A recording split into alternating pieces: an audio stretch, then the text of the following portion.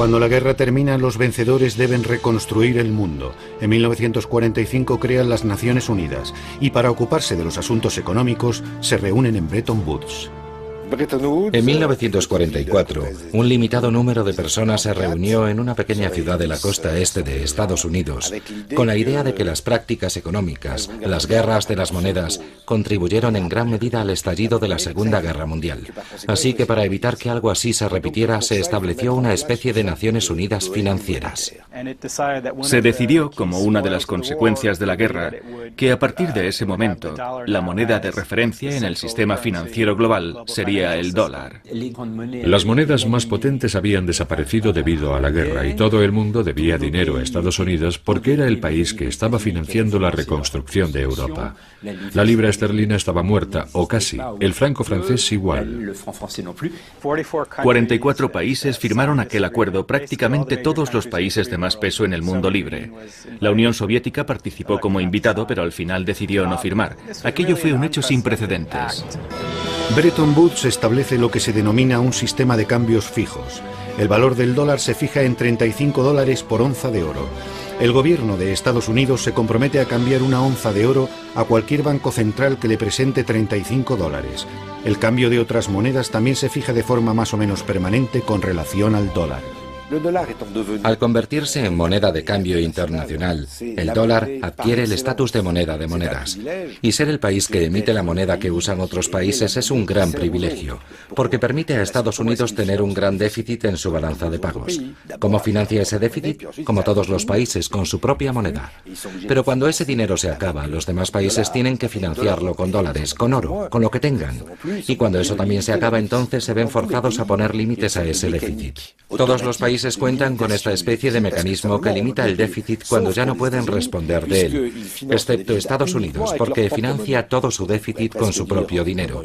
Se podría decir, utilizando una imagen quizá engañosa, que ya que Estados Unidos maneja la máquina del dinero, para ellos es fácil financiar su propio déficit. En los años 50, Estados Unidos inunda el mundo con sus dólares. Al principio como parte de su programa para la reconstrucción de Europa, el famoso Plan Marshall. Los países de Europa Occidental por fin estamparon sus firmas en un importante documento. El Plan Marshall ya tiene luz verde.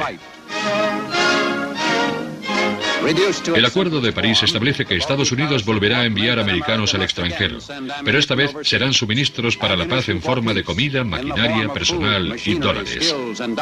Se ha hablado de cifras que rondan los 17 millones de dólares. Después, en la década de los 60, Estados Unidos comienza a comprar el mundo. Hacen grandes inversiones en el extranjero mientras al mismo tiempo financian la guerra de Vietnam. Todo se paga en dólares, por supuesto. Invertíamos en el extranjero más de lo que el resto del mundo invertía en Estados Unidos, así que en el cómputo general teníamos un déficit de varios miles de millones de dólares. Una cantidad minúscula comparada con el déficit actual. Aquello puso nerviosas a muchas personas. El presidente francés de Gaulle fue uno de los primeros en criticar este hecho. Como dijo en los años 60, que Estados Unidos emitiera la principal moneda era un privilegio excesivo. Eso lleva a los americanos a endeudarse y a hacerlo gratuitamente con respecto al extranjero. Porque aquellos que les deben dinero les pagan en dólares y no con oro, metal que sí tiene un valor real. El oro se puede transferir a otros sin riesgos y sin sacrificios. En el invierno de 1964, Francia optó por un enfoque más agresivo que prolongó hasta después de 1965 y que se tradujo en un intento de cambiar sus dólares por oro. Bien, Francia dejó claro cuáles eran sus intenciones, pero los alemanes, que estaban haciendo lo mismo, no dijeron nada. Así que las reservas de oro estadounidenses comenzaron a bajar. Habíamos emitido tantos dólares que solo podíamos responder del 20% de toda la moneda que guardaban los bancos centrales. El miedo era que la pérdida de confianza en la economía americana provocase el pánico bancario y que todos los países corrieran a cambiar sus dólares por oro al mismo tiempo. Estados Unidos no podría responder a la demanda de oro y eso daría lugar a otro gran desastre económico. El general de Gaulle decidió retirar las reservas de oro francesas de la Reserva Federal. Se trataba únicamente de un asunto técnico, pero produjo un gran revuelo político. El general de Gaulle me preguntó, ¿está el oro ya de camino? Sí, señor, lo estamos trayendo. Luego añadió, tenemos que agilizar las cosas. Escucha, quiero que envíes el Colbert. El Colbert era nuestro único buque de guerra por aquel entonces. Enviamos el Colbert a Fort Knox, cargamos el oro y lo traemos de vuelta. Señor, dije, eso es imposible. Si manda un barco de guerra a Estados Unidos para traer el oro, provocará un terrible incidente diplomático. Así que al final se desechó esa idea. Los americanos no se lo habrían tomado muy bien porque pensaban que estaban proporcionando un servicio necesario al resto del mundo. Nosotros los americanos somos los que proporcionamos liquidez al sistema. Somos intermediarios financieros. Hacemos posible que el sistema financiero mundial funcione porque tenemos la competencia financiera de la que otros carecen.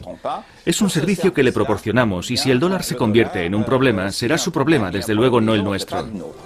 Han escuchado una alusión al famoso comentario hecho por el secretario del Tesoro John Connally a una delegación de europeos que se quejaban de su política monetaria. El dólar es nuestra moneda, pero es vuestro problema. Las decisiones que toma el secretario del Tesoro y las políticas económicas de Estados Unidos están pensadas para beneficiar al país, pero también tienen un impacto en el resto del mundo. Y eso se refleja en lo que decía Connally. Es nuestro dinero, nosotros lo manejamos, y si las decisiones que tomamos no les gustan, es su problema. John Connally no era un experto en la materia. Era un político, un tejano. Como saben, estaba en el coche del presidente cuando Kennedy fue asesinado. Era un tipo muy alto, un gigante de 1,94 y bastante locuaz. Además pensaba que la economía mundial se podía dirigir con cierta improvisación. Y también era un tipo un poco bruto a la hora de negociar. Les dijo a los europeos, si queréis seguir disfrutando del apoyo militar americano, con la Unión Soviética respirando en vuestro cogote, tendréis que mantener vuestras monedas más débiles, y esa será la solución. De esa forma reduciremos el déficit de la balanza de pagos. El sistema de Bretton Woods se vino abajo gracias a la maniobra de Nixon del 15 de agosto de 1971, cuando decidió sacar el oro del sistema y convertir el dólar en una moneda fluctuante. Un sistema de cambios fluctuante es totalmente diferente. El valor de las monedas en el mercado internacional viene determinado por la oferta y la demanda. Estados Unidos tiene hoy la mejor oportunidad de este siglo para alcanzar dos grandes ideales: disfrutar de la paz y crear una nueva era de prosperidad sin guerras. He dado órdenes al secretario Connally para que suspenda temporalmente la convertibilidad del dólar al oro u otro activo que tengamos en la reserva. Como consecuencia de esta decisión, tendremos una moneda más estable. Es posible que con esta acción no ganemos muchos amigos en los mercados internacionales. Habíamos vivido con un sistema de monedas estables. Las monedas más importantes eran estables. Si había fluctuaciones serían contraproducentes y afectarían a monedas menos importantes. Pero la más potente, el dólar, era totalmente estable. Era a lo que estábamos acostumbrados. Todo el mundo se sorprendió mucho, incluso aquellos que estábamos más cerca del poder, como yo. Solo unos pocos conocían los planes del gobierno. Kissinger, por ejemplo, no participó porque estaba ocupado negociando sobre Vietnam. Todo se llevó con mucha discreción y la medida cogió a los mercados por sorpresa. Los europeos y los japoneses quedaron muy sorprendidos. ¿Cómo? ¿Que quieren alterar el cambio de la moneda? Bueno, ¿de qué estamos hablando? ¿De un 2%? ¿Qué va? Dije, nada de un 2%.